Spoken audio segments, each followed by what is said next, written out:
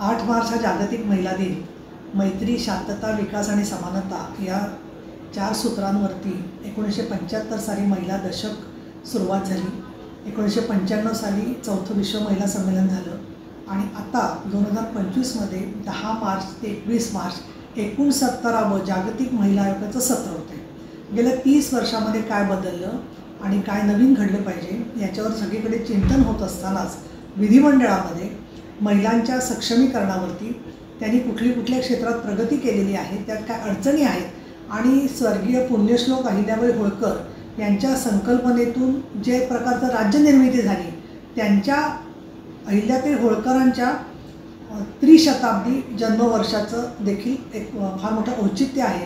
कारण जनतेला न्याय देण्यासाठी सातत्याने अहिल्याबाई होळकरांनी काम केलं.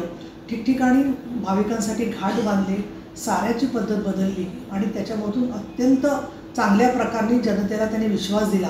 त्या पार्श्वभूमीवर 8 मार्चच्या निमित्ताने मी आमचे सभापती, अध्यक्ष माननीय मुख्यमंत्री देवेंद्र फडणवीस, माननीय उपमुख्यमंत्री एकनाथ शिंदे, माननीय उपमुख्यमंत्री अजितदादा पवार, महिला बालविकास मंत्री आदिती तटकरे या सगळ्यांच्या सहभागातून हा 8 मार्चची चर्चा उद्या विधिमंडळामध्ये 7 मार्चलाच होणार आहे.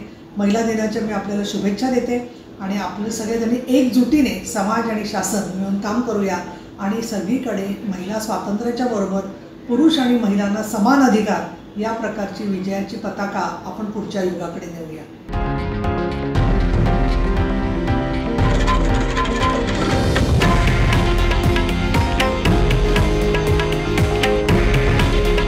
हे आहे देशातील नंबर 1 न्यूज नेटवर्क आणि आपण पाहत आहात TV9 मराठी. काळजी तुमची, हित महाराष्ट्राचं.